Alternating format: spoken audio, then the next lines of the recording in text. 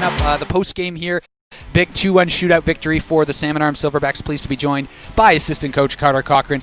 First off, let's just start. Obviously a big win. You get a big 2 points. Just take me through kind of this game from your perspective. Yeah, it was. It's great to get the 2 points there. I think our guys really needed that. They deserved it. They worked hard all night. We talked last night about the mental urgency and the physical urgency matching it today, and I thought that we did a really good job of that. Our first period was indicative of that.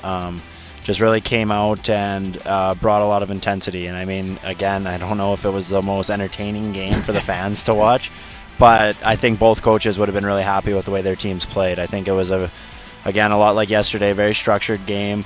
There wasn't a lot of space out there. That first period just seemed like it flew by, just like there wasn't a whole lot of action in terms of, shots on goal and chances. But, both teams were very well positioned, and it was nice to see our guys be able to that for a full 60 and get rewarded with it, with that late goal and to send it to overtime, and then obviously a huge goal by Loans in the shootout there. Yeah, so maybe action-wise and chances-wise, not a lot to talk about, but I think there's quite a few storylines, and I do want to start with the PK, which was, 4 for 4 through 2 periods. It's kind of what allowed you to stay within one and then end up tying the game. But the PK, what was working tonight?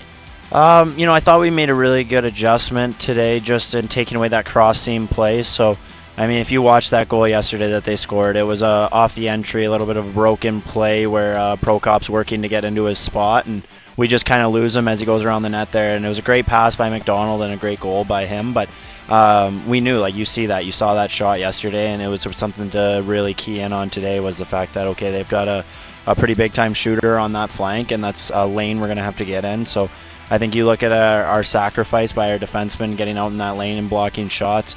It's hard to mention Lucas Mata and what he did in the 5-on-3 kill there in the first period, almost single-handedly killing it off himself. So Kieran Rashinsky is a huge part of our penalty kill again, and with 5-6 block shots tonight, which sounds like a lot, but for him it's just beginning to be routine now. So I think we're just really buying into. It's not like our PK, we're not changing, it's not a crazy PK that we're doing. It's something that's very standard throughout junior hockey and pro hockey, but I think it's new for a lot of our guys, especially the guys coming out of prep school. So it's a little bit uncomfortable at first, but they're really buying into it, and now we're starting to see a lot of success in it. So in a game where it's tough to get chances and you're down 1-0 heading into the third, how do you maintain that positiveness on that attitude where we can tie this thing up? Eventually you do. How do you maintain the positive attitude? Yeah, it's interesting, especially you look at that third period in the first 7 minutes there. I don't think we had a shot on goal. It's not like we didn't have any zone time.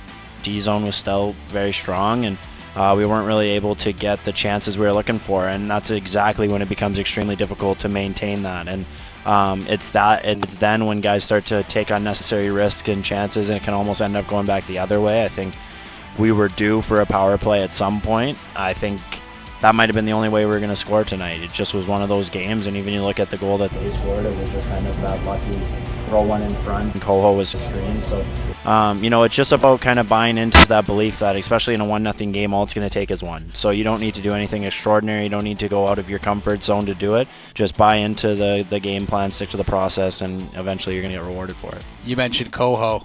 Riley Kahonik tonight. Boy, was he strong. Could I just get your thoughts on how he played? Yeah, it's the thing with goaltending is it can be a make or break for your structure and your system. So when things break down, you need to have that back there or someone's back there to make those saves. So it's really great to see him start to kind of take his form here, and I think that he's benefiting from the way our team's playing in front of him, and our guys are getting more and more confident in him every day, which is just allowing them to work together and freely. I think one thing you really noticed with him was his puck playing today. So the way that pucks were getting dumped into him, we've been working on it all week in practice, and the way that he was able to work with our D, it just led to us having a lot of clean exits off of it, and it's something that if we can continue to do, it's going to be very difficult for teams to establish good forechecks on us. So overall, just really strong performance by Coho, and he was obviously rock solid in the shootout too. Just lastly here, going to overtime into a shootout, something you guys don't do often. Did you practice 3-on-3, like big area 3-on-3, maybe small areas a little different? And then shooter, did you already have your shooters in mind?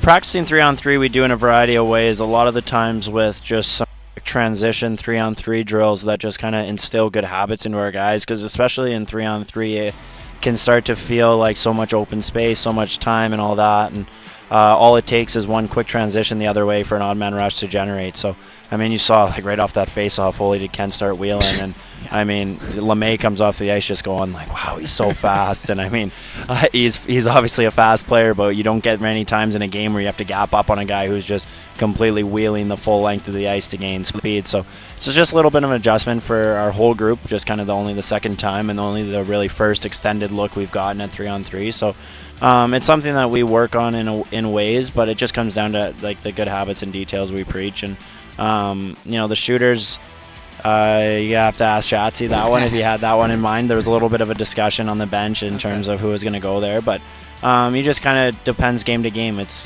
sometimes you're riding a hot hand. I know if it went to round 4, we were going with Sansbury there, and he's a guy who he does have the tools to score in the shootout, but he gets a goal tonight. He's playing great hockey, and it's like, hey, there's our captain, our leader, someone who maybe out of the box can step up and get it done for us. And you kind of see with even the Noah Serdachny going third there. He's a younger guy, but he's got a ton of skill, and he hits the post there, almost ices it before they even get a chance to go. So I think it's just it'll be an interesting one to see. If you look in years past, we had Nick Unruh, who was like a career 80% shootout guy. So unfortunately, we don't have anyone like that we can just fire off the hip and know it's going to get done. But hopefully we don't have to have too many situations like that this year where we have to keep going back to the well and shooters. Perfect. Thank you so much. We'll see you next week against the Warriors. Thanks, Nate.